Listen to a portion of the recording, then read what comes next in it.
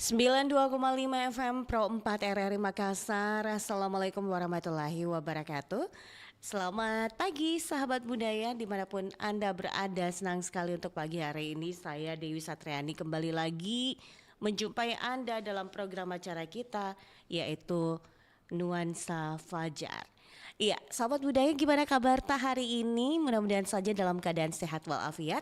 Amin ya rabbal alamin. Dan di program acara yaitu Nuansa Fajar, kami akan hadirkan di ruang dengar Anda satu topik dengan obrolan kita dengan narasumber kita. Alhamdulillah sudah tersambung melalui Zoom ya sahabat budaya.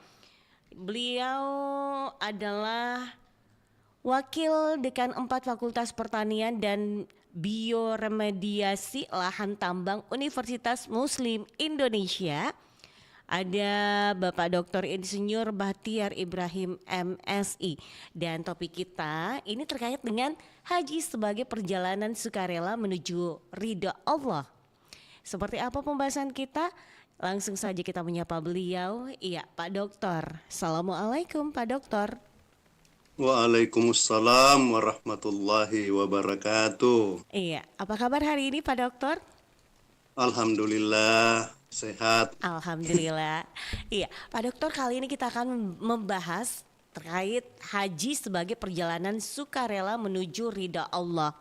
Iya, baik Pak Doktor, kita kasih kesempatan Pak Doktor kurang lebih 7 menit ya untuk menyampaikan ini terkait dengan topik kita sebelum kita mengobrol atau membuka obrolan kita juga melalui WhatsApp kita 0811 400 9250. Iya, tafadhal Pak Doktor. Baik. Bismillahirrahmanirrahim. Assalamualaikum warahmatullahi wabarakatuh. Waalaikumsalam warahmatullahi wabarakatuh. Alhamdulillahirabbil alamin. Hamdan naimin, hamdan syakirin, hamdan yu'afi ni'amahu wa yukafi mazidah. Ya Rabbana lakal hamdu kama yanbaghi li jalali wajhikal karim wa asimi sultani. Allahumma salli ala Sayyidina Muhammad wa ala ali Sayyidina Muhammad. Mbak Dewi dan para penonton yang kami hormati, syukur alhamdulillah kita semua di subuh hari ini di tanggal 28 Zulkaidah ya kita sama-sama bersilaturahim dalam rangka membahas sedikit tentang haji sebagai sebuah perjalanan sukarela menuju Allah Subhanahu wa taala. Kalau kita coba memperhatikan lebih jauh, pada dasarnya haji ini merupakan rukun Islam yang kelima yang sebenarnya luar biasa unik, mendalam, bahkan mencakup seluruh rukun-rukun Islam yang lain. Olehnya itu, kalau kita perhatikan, seringkali ulama itu mengatakan bahwa di saat kita berhaji, ya, sebenarnya kita sedang meninggalkan segala-galanya. Apakah itu pekerjaan kita, keluarga kita, tetangga kita, untuk menemui Allah. Pergi ke Baitullah, pergi ke rumahnya Allah. Nah, kalau lebih jauh lagi, haji ini pada dasarnya adalah gladi resik. Ya, jadi latihan kita untuk kembali kepada Allah. Dan dalam bahasa sederhananya bahwa haji ini adalah latihan kematian sebenarnya, latihan kematian kita.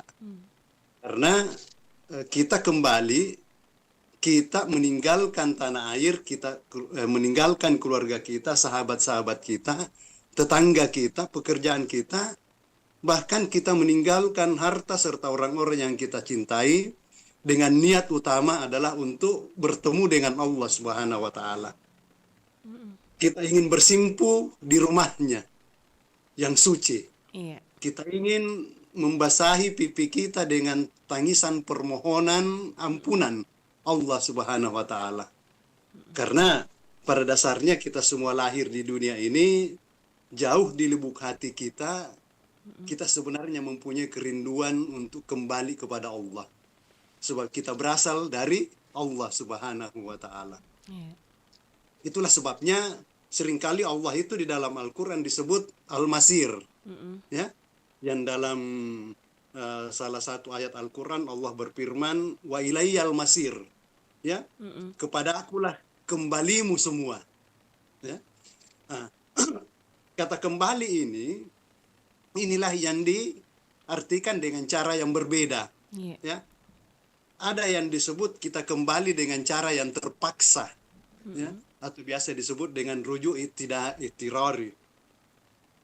Kita setuju atau tidak setuju, kita semua akan kembali kepada Allah, dan itulah yang biasa kita sebut dengan mati. Atau orang Makassar tidak menyebutnya mati, orang Makassar itu menyebutnya moterang, ya, kembali, ya, itu. Olehnya itu ada pula cara kembali yang lain, yaitu kita disuruh kembali dengan cara sukarela, dengan cara yang tidak terpaksa. Ya, kita kembali dengan sukarela atau biasa disebut dengan rujuk ikhtiari. Nah, kembali seperti inilah yang dilakukan oleh para jamaah haji kita yang sekarang ini secara umum, ya, atau sebagian besar sudah berada di tanah suci, ya, baik yang masih ada di Madinah maupun yang masih ada atau yang sudah ada di Mekah. Nah, kita kembali dengan sukarela untuk memenuhi panggilan Allah Subhanahu wa Ta'ala. Nah, siapa yang dipanggil? Siapa yang disuruh oleh Allah dengan perasaan senang hati dan sukarela?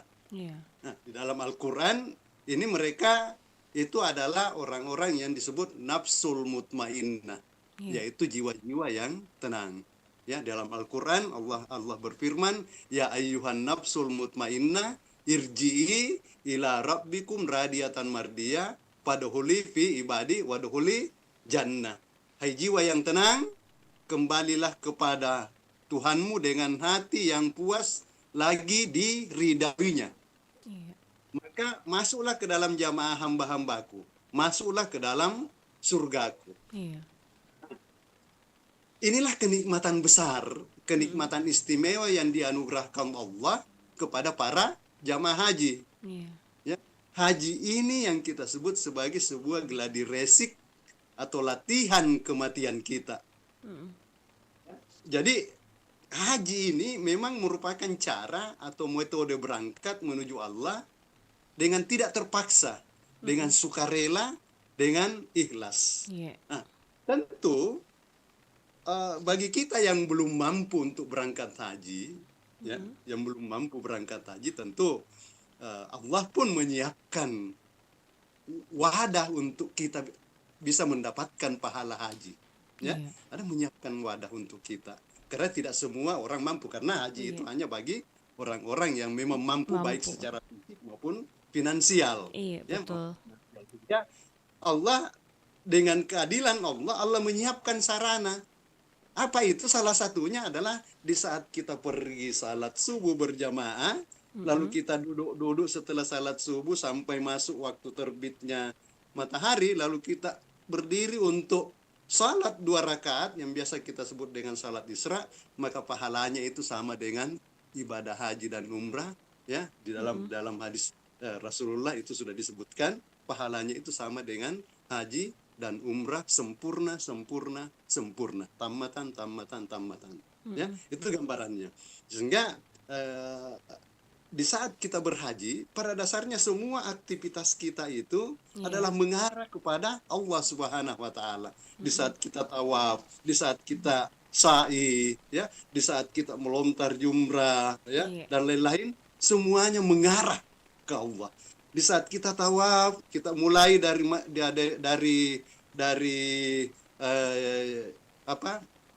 Hajratul Aswad, ya, sambil kita mengangkat, kalau tidak bisa mencium langsung, kita mulai dengan Bismillahi Allahu Akbar, lalu kita keliling, semuanya mengingat Allah, lalu kita kembali kepada Allah.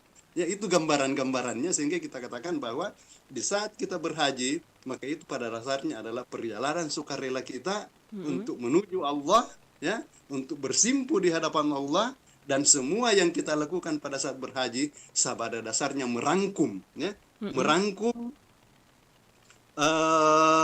semua rukun-rukun Islam yang lain, mulai dari kita salat, kita puasa, kita zakat, ya, itu Iya. semua terangkum. Bahkan sahadat juga ada di situ. Ya, sahadat juga ada di situ. Sehingga inilah sebabnya sehingga haji ini ditempatkan di rukun Islam yang terakhir karena memang berat, ya, berat, Iya. ya, dan pahalanya juga tentu akan disiapkan oleh Allah, yaitu surga, Jannatun Naim, ya. Iya. Itu barangkali awal ya pembicaraan kita, ya. Saya kembalikan kepada Mbak Dewi, Iya. ya. Iya. Silakan. Iya, Pak Dokter. Nah, ini bagaimana sih niat yang ikhlas mempengaruhi kesempurnaan ibadah haji seseorang ini, Pak Dokter? Ya. Jadi kalau kita lihat, ya, Iya. Nabi Ibrahim alaihi salam, ya, di saat dia membawa istrinya Siti Hajar, ya, Siti Hajar bersama anaknya Ismail, Iya. ya, ke Mekah, ke lembah Mekah dari Palestina.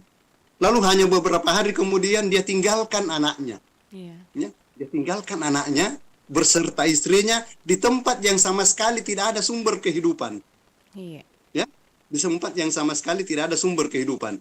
Lalu dia tinggalkan karena memang diperintah oleh Allah.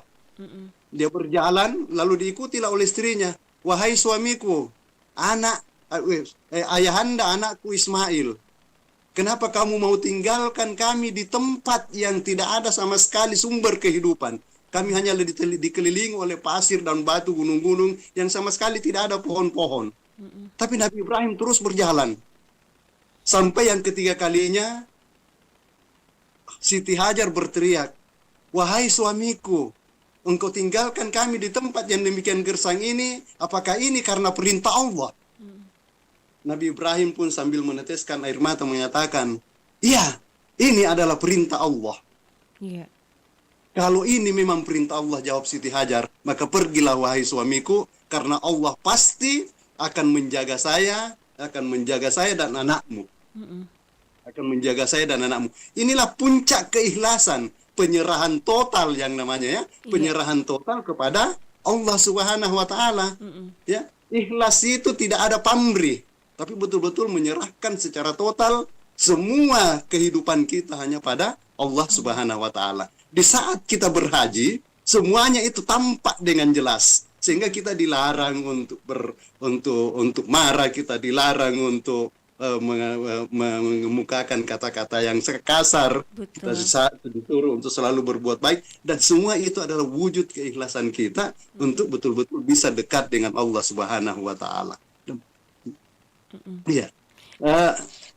Yang lain barangkali kalau kita coba lihat, puncak keikhlasan itu adalah di saat pelaksanaan kurban misalnya. Iya, Ya. iya, iya. Ibrahim pada saat itu bermimpi sampai 3 kali dan itu dipercayai sebagai perintah Allah.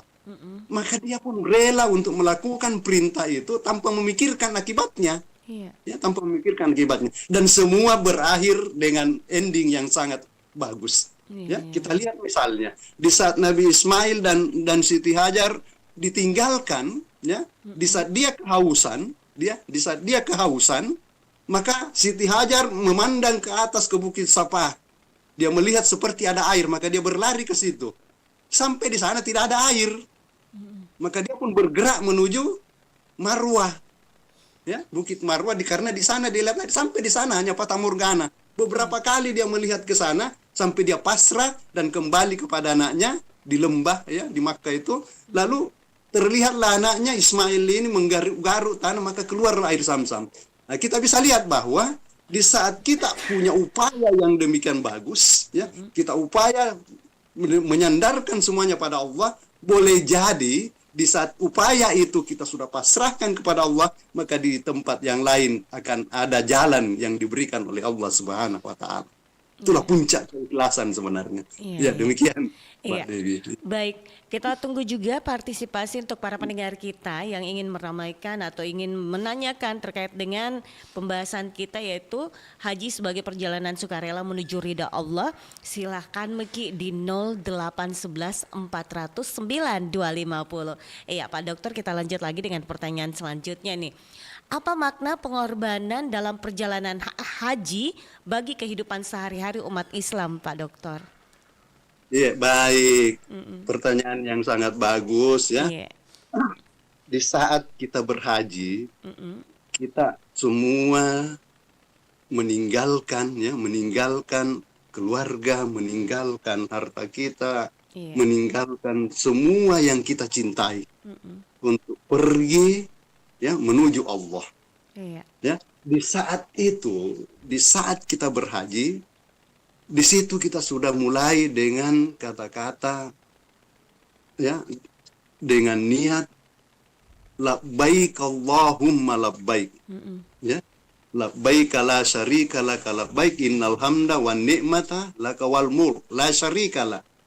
Di sini pada dasarnya kita sudah menegaskan bahwa ada inti syahadat di situ. Tiada Tuhan yang berhak disembah selain Allah tanpa sekutu baginya. Betapa karena kita mau menemui Allah, kita yakin bahwasanya tidak ada Tuhan selain Allah dan tidak ada yang menyamainya, tidak ada sekutu baginya, kita tinggalkan semua yang ada di hadapan kita. Lalu kita berangkat untuk bersimpu di hadapannya, untuk kita melaksanakan segala rukun Islam yang lain. Kita salat dalam haji yang selama ini misalnya, ya kita hanya memandang satu titik dari jauh tanpa kita lihat. Sekarang di saat kita sudah di Makkah, ya kita salat 5 waktu menghadap satu titik Ka'bah, ya, dan di saat kita berhaji inilah tidak ada lagi menghadap dari kejauhan. Iya. Ya, tetapi berdiri tepat di hadapannya, bahkan kita menyentuh dan menciumnya. Dengan demikian, inilah yang disebut dengan haji sebagai puncak penghayatan salat. Ya, kita demikian ikhlas, kita berkorban yang lain demi untuk kita bertemu dengan Allah Subhanahu wa taala, ya. Sehingga pada dasarnya apapun yang kita korbankan, apapun yang kita tinggalkan, itu semua akan Allah ganti. Insya Allah Allah akan ganti. Ya, karena semuanya memang berdasarkan panggilannya Allah. Iya, Ya, benar. berdasarkan panggilannya Allah. Saya waktu berangkat haji tahun 92 kebetulan ada keluarga itu kerjanya jadi tukang becak sebenarnya. Dia tinggal di Potere. Ya, dia tinggal di Potere. Saya ke rumahnya. Saya bilang, bagaimana carata ini sampai kita bisa pergi haji dengan pekerjaannya demikian. Ternyata dia betul-betul setiap ada penghasilan yang dia dapatkan, dia simpan itu. Dia simpan sebagian besar untuk dan dia kurangi jatah makannya, dia kurangi apanya. Itulah korban yang dia lakukan hanya betul-betul untuk menemui Allah dengan penuh kesadaran, ya, dengan penuh kesadaran. Saya kira banyak sekali kejadian-kejadian yang seakan-akan mereka tidak mampu, tapi dengan niat dari awal mereka akhirnya dimampukan oleh Allah Subhanahu wa taala. Yeah. Iya, Pak Dokter, Masya Allah sekali ya.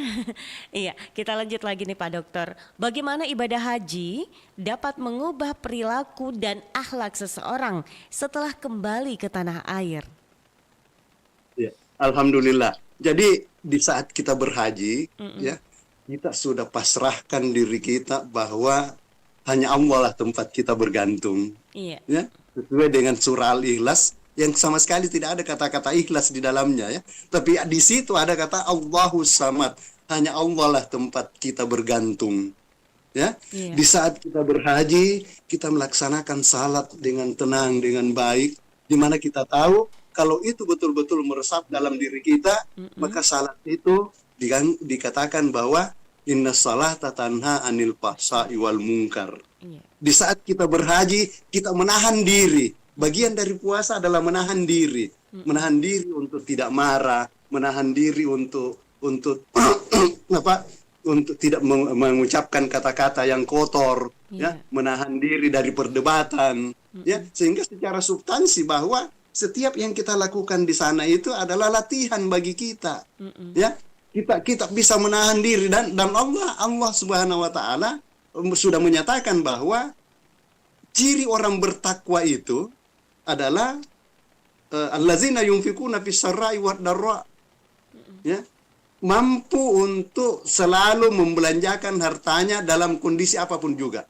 Mengajak kita untuk dermawan. Di sana itu kita banyak memberi, saling ini, ya, beli, banyak yang beli kurma lalu dibagi-bagi di jalan, Iya, iya, ya. Lalu betul. yang kedua itu adalah mampu menahan amarah. Wal kazimin al gaiza, kita disuruh untuk menahan semua emosi kita. Lalu kita disuruh untuk memaafkan, ya. Dan Allah mencintai orang-orang yang selalu berbuat baik. Ya. Wallahu yuhibbul muhsinin. Kalau ini kita sudah berhaji, lantas kita pulang, kita belum mampu melakukan itu, maka kita perlu evaluasi. Betul. Kita perlu evaluasi diri. Iya. Ya, benarkah apa yang kita sudah lakukan di sana? Ikhlaskah kita melakukan itu semua ke sana? Karena semua yang kita lakukan di sana pada dasarnya adalah untuk merubah kita, latihan untuk kita ke arah yang lebih baik. Kita berzakat. Orang yang pergi berhaji adalah orang-orang yang mampu. Iya. Ya, sebelum berhaji uang hajinya itu sudah diambil zakatnya lebih dahulu. Sehingga di saat kita pulang boleh jadi sedekah kita menjadi lebih baik. Harusnya begitu. Iya, Ya, iya, iya. itulah mungkin yang disebut sebagai haji yang mabrur, yang balasannya insya Allah surga jannatun naim. Ya, Amin. gitu. Iya, Masya Allah. Baik, Pak Dokter, karena kita udah di penghujung acara, sebagai closing statementnya, apa yang ingin kita sampaikan terkait dengan pembahasan kita pada pagi hari ini? Tafadhal. Baik. Jadi haji ini pada dasarnya adalah rukun Islam yang terakhir yang merangkum semua rukun Islam yang lain. Dan ini pada dasarnya merupakan gladi resik, ya, dari perjalanan nabi-nabi termasuk Nabi Ibrahim yang menunjukkan kepasrahan total, teladan kepasrahan total, kesempurnaan Islam seorang muslim itu pada dasarnya tercermin dalam ritual haji yang sebagian besar meneladani praktik-praktik Nabi Ibrahim alaihissalam. Kenapa Nabi Ibrahim? Karena beliau adalah Abul Anbiya, dia adalah bapak para nabi, dia adalah guru tauhid dan ketaatan, ya. Sehingga Allah menisbatkan nama komunitas ini kepada beliau, ya, yaitu telah menamai kalian orang-orang muslim sejak dahulu. Ibrahim ini pada dasarnya menunaikan seluruh tuntunan iman, ya. Karena demikian yakinnya dia akan keberadaan Allah, ya, sehingga logika maupun apapun yang dilakukan semuanya mengarah kepada Allah Subhanahu wa taala. Haji adalah gladi resik perjalanan Nabi Ibrahim, mulai dari dia istrinya dari Safa ke Marwah, ya, dengan sa'i, ya, dia membangun Ka'bah, dia berkurban, ya, dan lain-lain, ya. Itu gambaran-gambaran yang insya Allah dengan kita berhaji, kalaupun kita tidak bisa berhaji, ya, karena kita tidak mampu, maka kita bisa mendapatkan pahala haji itu melalui apa yang saya katakan tadi.